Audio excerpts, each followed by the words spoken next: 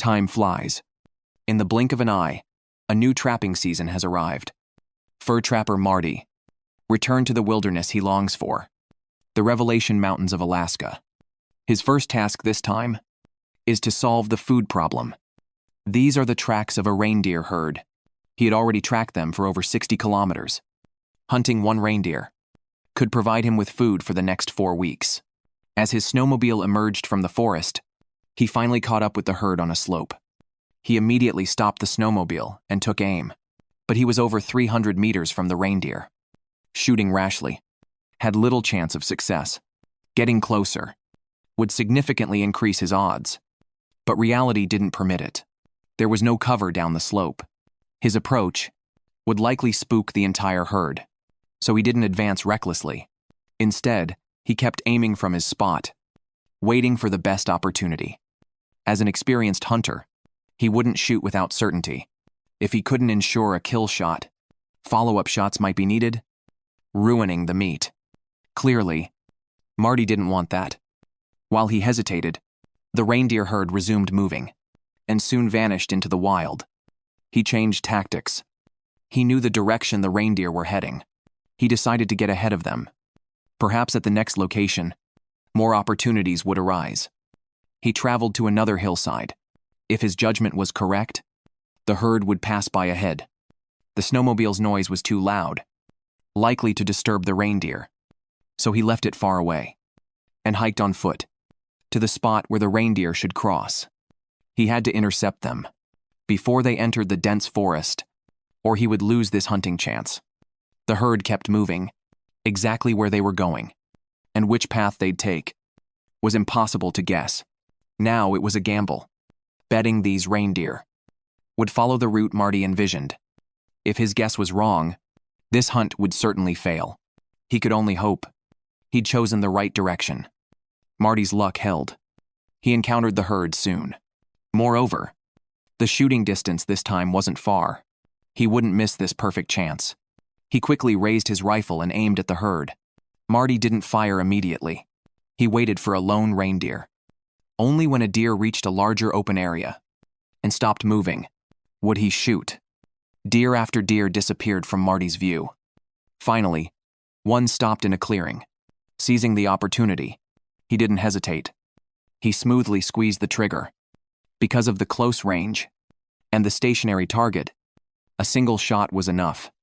He successfully harvested an adult reindeer. Next came the butchering stage.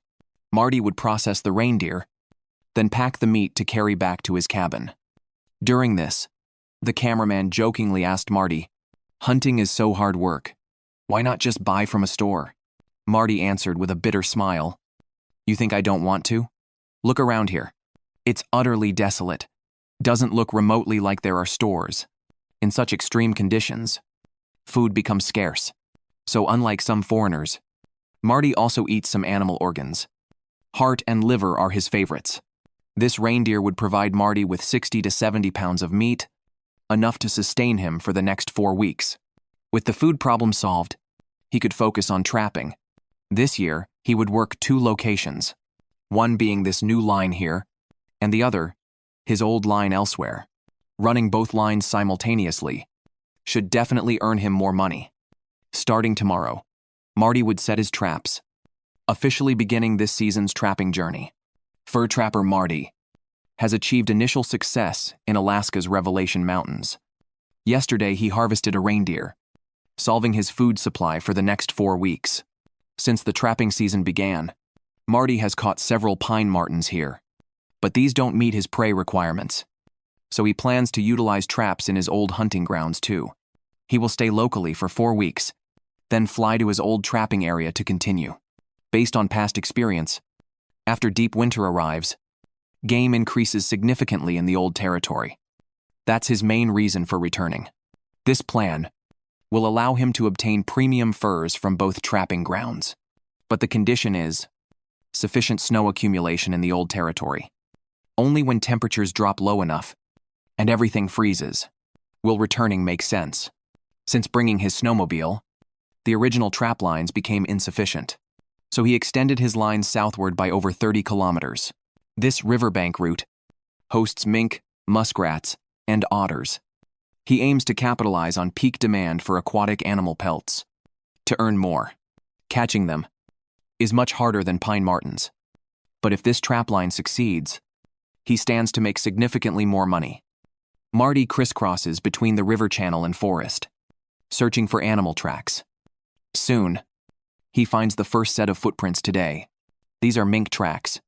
Mink resemble pine martens, but their fur is typically softer. In recent years, due to surging farmed mink production, mink pelts have become increasingly cheap. Still, better than nothing.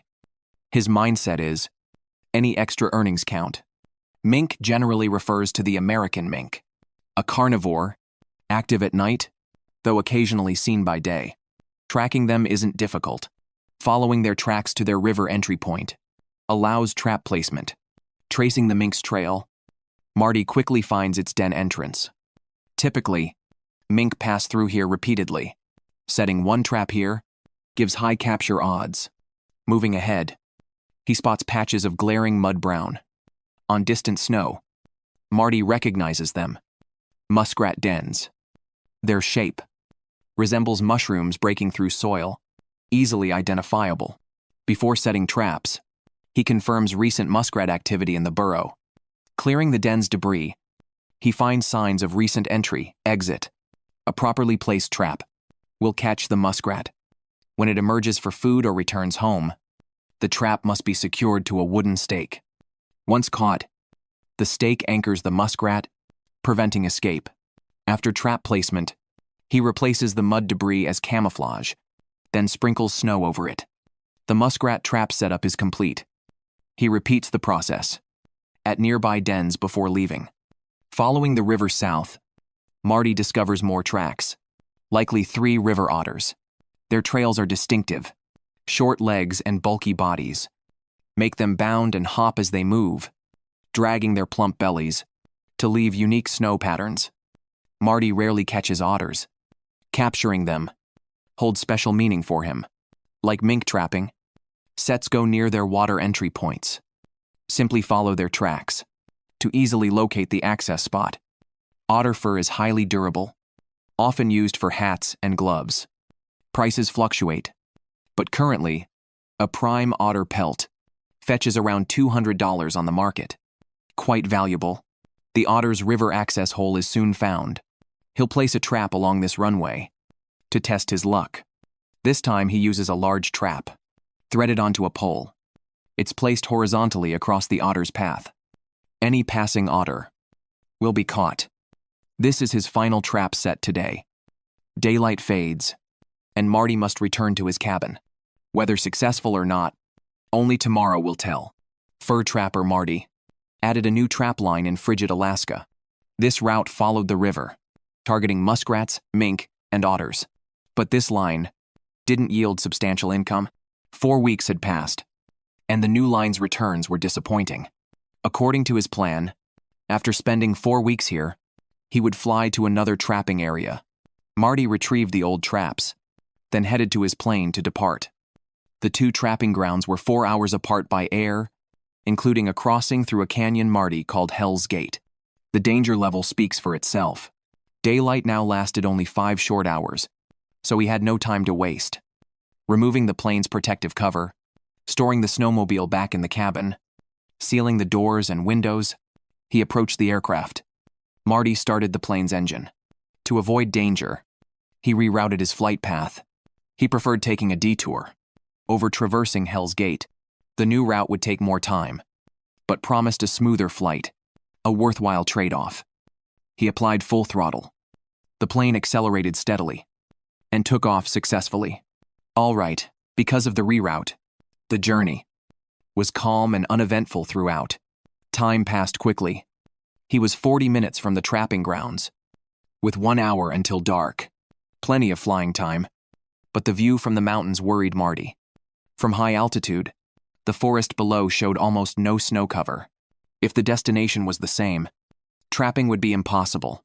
No snow meant no animal tracks, and no use for the snowmobile. For Marty, this would be disastrous. Yet, hope wasn't entirely lost. Conditions beyond the next peak remained unknown. Marty continued flying forward. Beyond this mountain lay his destination. Unexpectedly, just one mountain range away, this valley presented a different scene. The entire valley was blanketed in deep snow, a vast expanse of white everywhere. Seeing this, Marty finally breathed a long sigh of relief. This snow made the flight worthwhile. The forest surely held many pine martens waiting for him. Now he faced the challenge of landing. He needed to solve the landing puzzle. Originally, there was a 200-plus-meter landing strip for Marty's plane, but now, due to the deep snow and severe river overflow, the exact location of the strip was indistinguishable.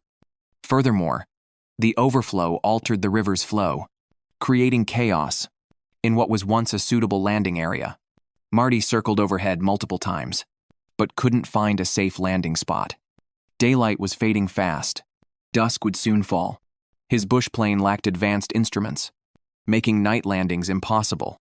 He drew his own analogy. Flying at night would be like driving blindfolded. He had to act swiftly, finding a safe landing spot immediately. Delaying until dark would spell disaster. With no other options, he picked a relatively level-looking area to attempt landing. He spotted a seemingly flat spot, pulled the flaps to reduce altitude, and the plane's skis touched the snow, beginning the slide. The snow surface was uneven. The plane started shaking violently. Marty didn't dare slow down immediately. He maintained full speed, giving himself a chance to correct. After sliding over the rough terrain, he took the plane airborne again. Clearly, the first landing attempt failed. Only 15 minutes of daylight remained. He urgently needed to find another flat area, but time seemed to have run out. However, fortune favors the bold. Marty spotted a new path on the riverbed. He circled several more times, carefully checking for deep holes or stumps. This was the final opportunity. Before darkness fell, the plane realigned its course, preparing for another landing. This was all or nothing.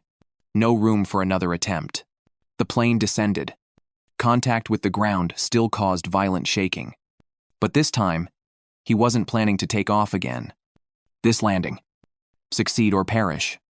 The plane landed successfully, gliding much farther than anticipated. Undoubtedly, it was an extremely difficult landing. But brave Marty succeeded. His anxious heart finally settled. He wasn't fearless. It was the crushing weight of life forging courage. If not burdened by necessity, who would gamble with life for tomorrow's sake? While most of us don't risk our lives so dramatically, the sacrifices made for survival are arguably no less than Marty's. Fur trapper Marty, in remote Alaska, after relocating, officially resumed his trapping work. He needed to activate all traps, place fresh bait, and also add some new sets along the way. He planned to complete all this in one day, but it wouldn't be easy. The snow was now over 1 meter deep. Even with the snowmobile, travel wasn't simple. Just a small incline could get the snowmobile stuck. The main reason, truthfully, was his snowmobile's age, lacking sufficient power. This also sowed trouble for later tasks. Along the way, problems weren't limited to snow and machine. Some sections of the trail were choked by overgrown brush. He had to carve a path with his chainsaw, just to squeeze through. Today, he intended to cover this 40-plus kilometer line. Yet every obstacle ate into his precious time. With 1 hour until dark, the snowmobile got stuck again. Leaving such issues unaddressed meant they'd happen repeatedly. So Marty decided to replace the drive belt, to boost its power. The fix worked. The snowmobile ran better, despite pushing hard, to cover the 40-plus km trap line in one day. By nightfall, he'd managed less than 15 kilometers. The Alaskan wilderness at night teemed with danger. For his own safety, he had to return to the cabin first. The remaining work would continue tomorrow. In the blink of an eye, a week had passed. Starting today, Marty would check his set traps. He felt hopeful about today's catch. Last year here, over 2 months, he'd caught more than 50 pine martens. This year, he aimed to repeat that success. But trapping carries high failure odds. no matter how experienced. This rule holds. One empty trap after another proved this point. Moving ahead, pine marten tracks made Marty pause. Tracks meant martens were present, but these prints weren't fresh. He'd noticed many similar cases, meaning, not long ago, many martens were here, but now had vanished suddenly. The reason eluded him for now. Time ticked by. He'd traveled over 30 kilometers. Yet disappointingly, not a single catch so far. Meanwhile, the snowmobile caused more trouble. Previously stuck only on slopes, now flat ground trapped it too. He had to detach the sled, lift the snowmobile free, then drag out the sled before resuming trap checks. By evening, after covering the entire line, he still had 0 catches. Darkness fell. He headed back to his cabin. Midway, a line of animal tracks stopped Marty. He recognized them, likely left by wolves. The prints were fresh. In his 2 or 3 years trapping here, this was his first wolf encounter. Finally, he understood why he caught no pine martens. With wolves around, not only the martens, but Marty himself faced danger. The pack would kill off local wildlife. Before moving on, over the past 2 years, Marty shattered earning records here. But this triumph couldn't continue this year. The wolves' impact was devastating. Even prey, escaping slaughter, would flee the area. Given the situation, trapping here was temporarily impossible. So, where would Marty go next? He returned to the cabin, utterly dejected.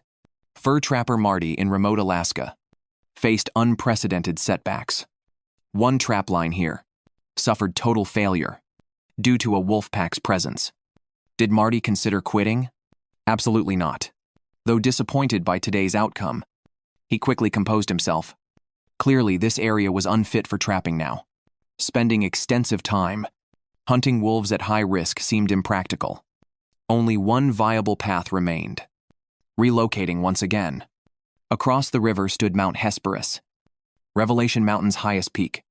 Early in Season 3, harassed by a Wolverine, he had visited that mountain. The foothill forests held abundant pine martens. Back then, he reaped substantial rewards. Truthfully, had the route not been treacherous, he would have extended his trap line there sooner. Staying put meant ending the trapping season prematurely. Now, compelled by necessity, he risked crossing the glacier once more to start fresh trapping there. Unlike last time, Marty would ride his snowmobile across the river. To boost efficiency, this glacial river split the valley in two. Crossing alone posed significant challenges, let alone transporting a snowmobile. Thus, he needed a sturdy ice bridge to support the snowmobile's weight. The fastest way to find a proper ice bridge was to scout from higher ground. Having identified a location, he loaded his sled with gear and headed toward the area. Though the terrain appeared flat, this was deceptive. Many ice sections were overflow refrozen surfaces. Simply put, thin ice, likely unable to bear the 200+ kg snowmobile. For safety, Marty first tested the ice himself with an axe, inch by inch. If the ice withstood a solid axe strike, it generally meant safe passage. But misjudgment, leading to a plunge into the river, would mean permanent farewell. Path confirmed, he started the snowmobile. This was a path of hope, yet also potentially perilous. He could only gamble now, leaving fate to chance. Ice conditions changed rapidly. Many stretches were barely passable. Every inch of ice could hide unforeseen dangers. His heart likely pounded in his throat throughout this crossing. Fortunately, he navigated the hazards unscathed, successfully crossing the treacherous glacial river. Darkness now enveloped the land. The forest ahead was Marty's destination.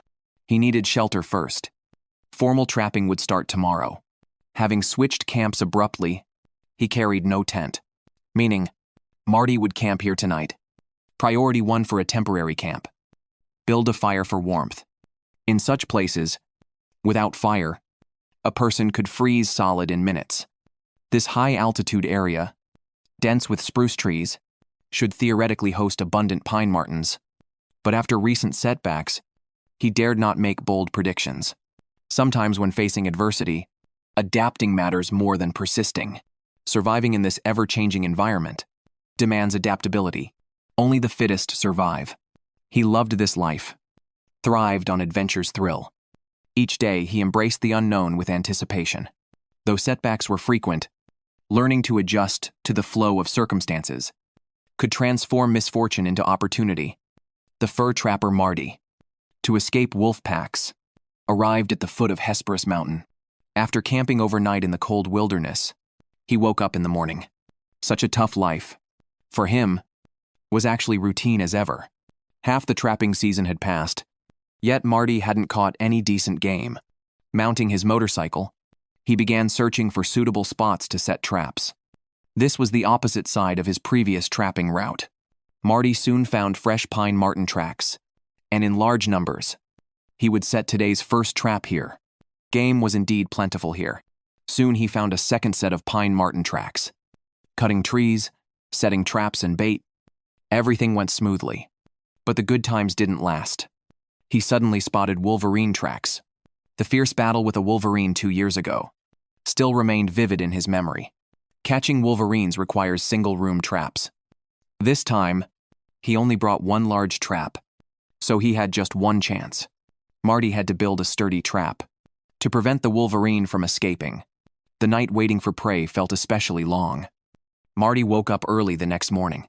This time Marty didn't return empty-handed, successfully capturing the Wolverine. Not only earned Marty $230, but more importantly, he eliminated a major threat. Marty's good luck didn't stop with one Wolverine. In the forest, he caught several pine martens. Beside a regular trap, he unexpectedly caught a lynx. This season, fur prices had started falling. A single lynx pelt could sell for $200. Plus the 2 pine martens caught earlier, total earnings approached $500. Adding the earlier Wolverine, income exceeded $700. Seems he chose the right place. Perhaps here, Marty could turn his fortunes around. The trails of Mount Hesperus. Fur trapper Marty was enjoying the initial joy of success. Since relocating his trapping route here, his earnings surged dramatically, greatly boosting his confidence. But to truly turn his fortunes around, he needed to set more traps, meaning he had to advance to higher elevations. This area was already mountainous terrain, essentially a mountainside. Progressing higher would become increasingly difficult. Marty estimated the current snow depth might be about 1 meter. As elevation increased, snow accumulation would likely deepen. His snowmobile struggled here. Snow combined with uphill climbs made progress harder. Even at full throttle, the snowmobile couldn't achieve full speed. As the slope steepened, this problem intensified. Ultimately, he got stuck on a small incline, completely immobilized. He tried revving the engine to break free. But the engine stalled at this critical moment. Thick smoke billowed out, along with engine cranking sounds, indicating engine overheating and seizure. Even resourceful Marty couldn't fix such damage. Without his snowmobile, Marty could only check traps on foot.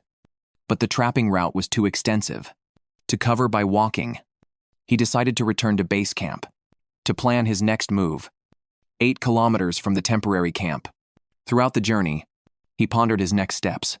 Since arriving here, snowmobile issues had plagued him. Insufficient power for deep snow. Now, complete engine failure.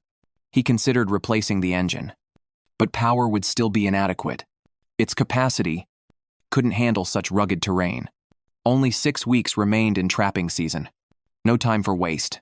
Trapping fed his entire family. Without catches, he faced utter uncertainty. Confusion and hesitation. Despair overwhelmed him. As family provider, without earnings, how would his family survive? This invisible pressure sometimes felt suffocating. Dusk settled. He'd spend one last night at this temporary camp, then cross the glacial river. Return to his cabin. The night felt exceptionally long. He needed to contemplate facing this failure while planning his next steps. At dawn, Marty woke early, packed to return to his cabin. Traveling light, he took only an axe, leaving other gear behind. This showed He intended to return, crossing the glacial river. Under 10 kilometers remained. To reach his destination, couldn't he trap on foot? Possible, but walking confined him to small areas. Sufficient pelts required. Expansive trapping range. Impossible on foot. Walking all day covered barely 10+ kilometers. With exhausting effort, his snowmobile covered 50 to 60 kilometers daily. A vast difference. Beyond repairing or walking, he had a third option, but with major financial risk. You've guessed it. Buying another snowmobile. A more powerful machine cost heavily. Transportation posed big challenges. Returning to his cabin brought no solutions. He seemed truly out of ideas. After resting overnight, still undecided, he opted to go home first. Then reconsider. Home's warmth might bring clarity. He refused to quit, but wondered, could he overcome this crisis?